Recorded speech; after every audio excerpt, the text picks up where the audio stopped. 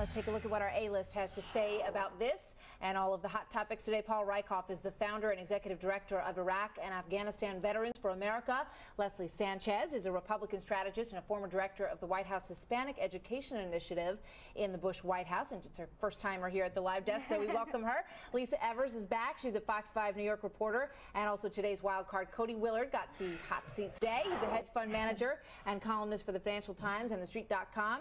And he gets a free pass, pretty much, to interrupt anybody that he wants at the table. But that I want a big gong over here.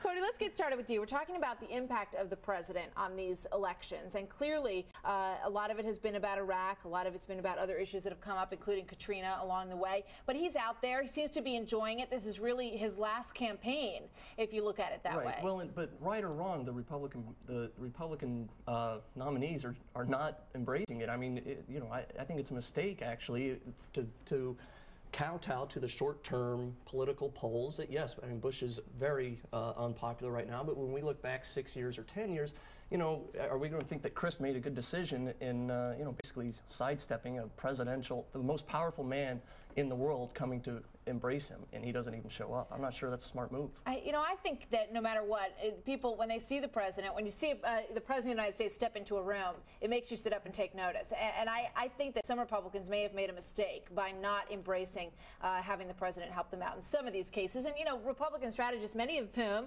and maybe you'll agree, Leslie, would say that that's not really the case, that he has been working with them out there. What do you think? No, he has been. I think Ed Rollins is right. The Democrats have tried to nationalize this, and some Republicans believe that a lot of their independent voters are really not going to be swayed by the president being there. So when it comes to turnout, they're trying to make that decision, and each race is local. That's the difference. Now's the time when they're all kind of shaking hands, grabbing the palms, and saying, Tom Davis in Virginia, it's not Congressman Davis, it's Tom, or Michael Steele in Maryland, it's Michael. So it's really going to come down to that and who they know, and that influence is going to matter.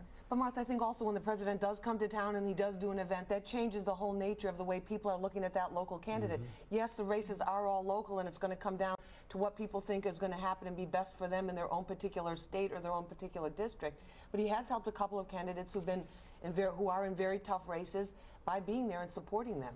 In Rhode Island, they're talking about a casino issue. This becomes sort of the hot thing, between Sheldon Whitehouse and Lincoln Chafee. So how much, Paul, do you think, you're a veteran of the war, how much impact is Iraq and those big issues and Saddam Hussein and his trial going to have when people step into that voting booth tomorrow? I think this year is the exception. I think Iraq is the #1 issue facing our country. I think people understand that nationwide.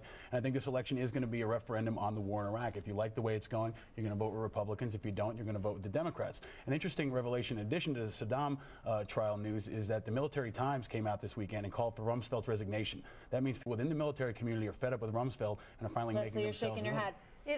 There's a lot of brouhaha about that. Vanity Fair even ran a piece and tried to, really kind of mix a lot of the words of folks that have worked for the president, and they call them neoconservatives on the right. But really, the bottom line is people are looking at the national security issue. They're going to wonder who's going to, keep America safe. And as upset as a lot of folks are about Iraq, you can't take that off the table. You have to look at the negative spin that's been placed on it. A lot in the liberal media have really taken. But that doesn't mean there's not going to be a widespread defection from within the actual people are fed up with the war. Everybody's fed up with the war. I don't think anybody doubts that. Nobody likes war, but the issue is who's going to keep us safe, who's going to make the right choice, and is it a choice of a party that has yet to lay out a plan, and that scares people. What does this mean for President Bush? There's a lot of different outcomes, and we're going to talk about that more in the last block today, but what does it say for him and for the next couple of years? Which part? Whether or not, let's say, he ends up with a House that is not Republican, what does this mean for him? The election itself, the outcome, the problem is when we try and project out 2 years into the future, what's the economy going to be going through? What different factors is housing and the consumer going to have? And of course, even the market itself. These things all play into the economy, stupid, right? And this time it turns out we'll look back. I wonder if it still will be the economy. Maybe the Republicans have a big upset because the economy is so strong for so many people.